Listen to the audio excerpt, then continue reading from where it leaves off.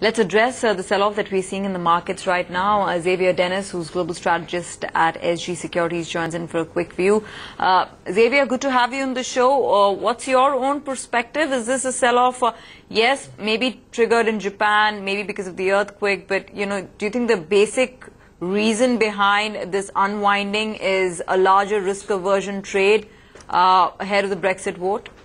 Now that the Fed has also acknowledged that it's going to be a key event for world markets. Yes, I think that the overwhelming factor is certainly the risk of a Brexit. So we have seen the latest opinion poll giving a small lead to the Brexiters. Also, I would add also the fact that the statement of the Fed yesterday has been probably a little bit more dovish than initially expected. So initially, when the Fed remained on hold, it's seen as a positive factor for equity market, but I think that it's also convey a rather mild message about the future economic growth in the U.S., and it's clearly not such a good news for the market. Okay, Xavier, my simple question is, until June 23rd, do you believe the markets have a higher probability, Asian markets by and large as well, have a higher probability of going down and going down substantially? I don't believe that there is a risk of a bear market starting off now. I think that yes, risk remain tilted to the downside.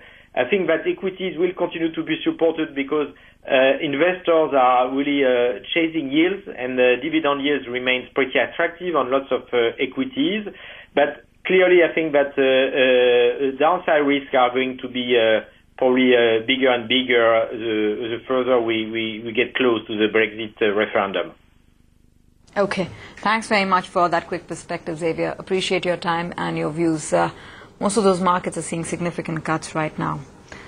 Okay, coming back home, and as promised before the break, let's talk about the big India consumer story. We know about it, we hear about it, we know how a lot of these consumer stocks are trading at a premium. They've been priced to perfection, multiples running at 40, 50 times. But how big is the India consumer story, and why is there so much hype around it? Goldman Sachs, the Asia Consumer Group of the company, has come out with their India Consumer Report. They're calling it an India Consumer Close-Up.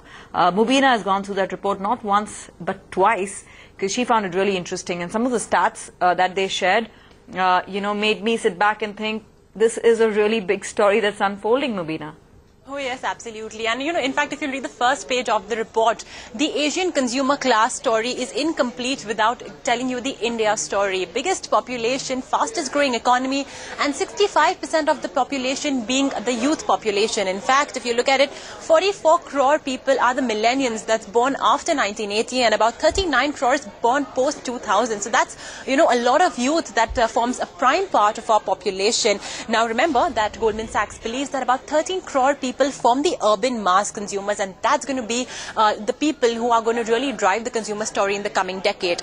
A bit of a challenging factor, of course, is the fact that the urban middle is quite small, only at about 2.7 crore or 2% of the population versus China's 15 crore. Now, why is this important? Is because the average annual income of these people is about $11,000. So that's certainly one consumer class that you do not want to, you do want to tap the wallets of those people.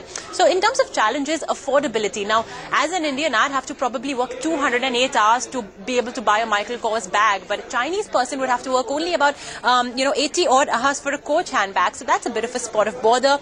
Job creation for the humongous amount of youth that we have, because we certainly do want to tap in on the productivity of all these young Indians. Now, in terms of consumer desires, a very interesting pie graph that Goldman Sachs has really brought up. Given the fact that our personal consumption is at 1/3 of China's, we can certainly expect a lot of growth potential. But all in all, it's eating better. Where all can we eat in terms of restaurants, etc. Looking better, hair care, skin care, etc.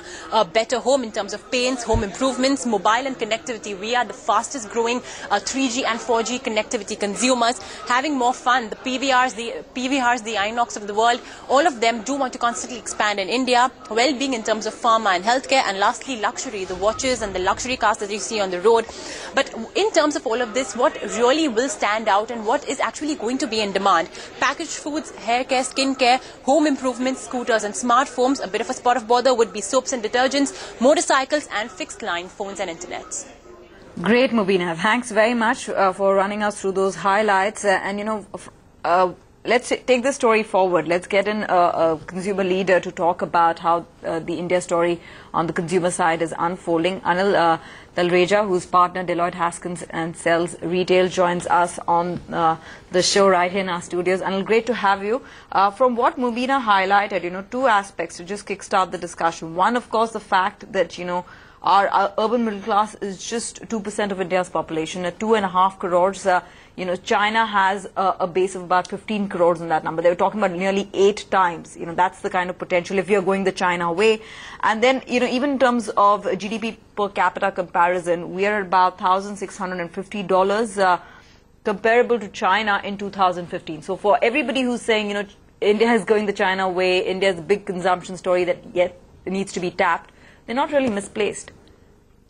Well, in terms of the outcome of somebody saying that India is going the China way, it's not misplaced, because I think perhaps if you look at some of the statistics, I think which Mubina and you read out, are clearly indicating that where India is today, China was perhaps at the same position a decade ago or sorts.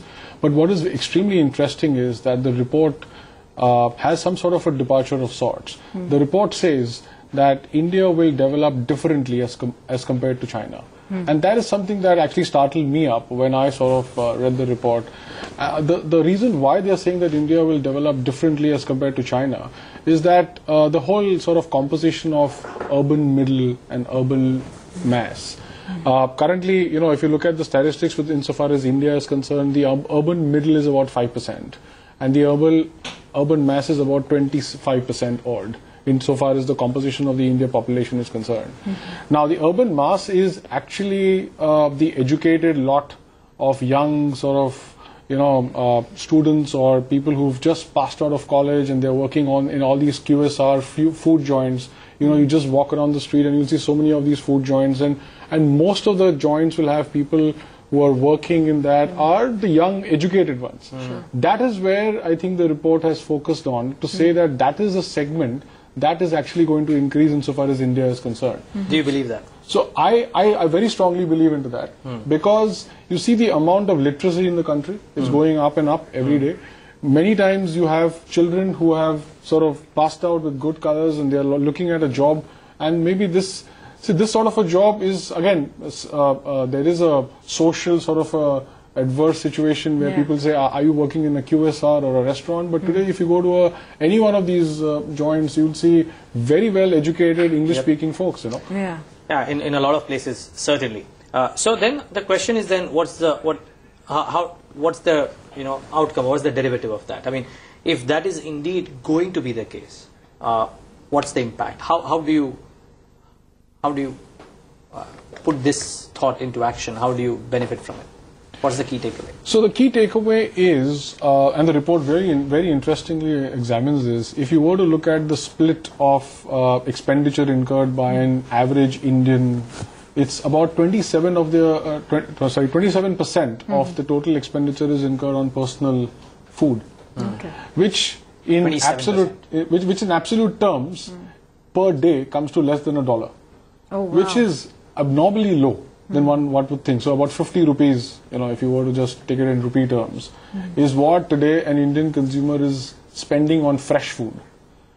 Now, this amount is definitely going to be increased. That's what the report also predicts, and I think rightly so, because today the amount is really not very material. And the reason for the increase is going to be, the expectation is that there will be some sort of a revolution of sorts, where you will have a totally different market segment looking at fresh foods. On account of various reasons. There are ancillary reasons, could be logistics, could be better marketing abilities, could be better warehousing, better quality. So that will stem consumers to be attracted to fresh foods. And perhaps that is where the report is stemming up to say that there is going to be an increase in that expenditure. You know, interestingly, Mubina also highlighted that, you know, the in-demand, so you talked about, you spoke about fresh food, but they are essentially talking about packaged foods, hair care, skin care, home improvement as being, you know, the key demand areas. And of course, what is going out of demand is soaps and detergents, motorcycles, that's not good news for, you know, two-wheeler companies, and fixed line phones, internet, stuff like that. You know, drilling it down to a specific universe, you've highlighted fresh food. Give us your top three, you know, areas where you think this demand is going to explode. If you're talking about millennials, you know, coming in at almost 30 crores odd, which are people born after 1980 to 2000, and then, you know, Gen Z, which is people born after 2000, and they being, again, another 20 crores. That's like a big number that's going to be hitting the market over the course of the next 20 years. No, so you're absolutely spot on, and your analysis is quite sort of directionally exactly what the report says. If you look at the millennials and the Gen Z, you know, Mubina said about 440 million sort of millennials and about 400 odd million Gen Z in India. If you look at the three top sort of food is one thing which I mentioned. Another very interesting example that the report gives, and it's actually quite interesting to see this. So the report says that, you know, the cost of manufacturing a pair of jeans in India, so apparel, is 22 hours of labor work, whereas on a similar comparative basis, the cost of manufacturing a pair of jeans in China is only 2 hours of labor. Okay. So the difference there clearly indicates that if a laborer is spending 22 hours to get one pair of jeans as opposed to China spending 2 hours, why is there a big difference? And the difference is because there is a significant lack of innovation in the Indian way of doing things still, as compared to what China is doing.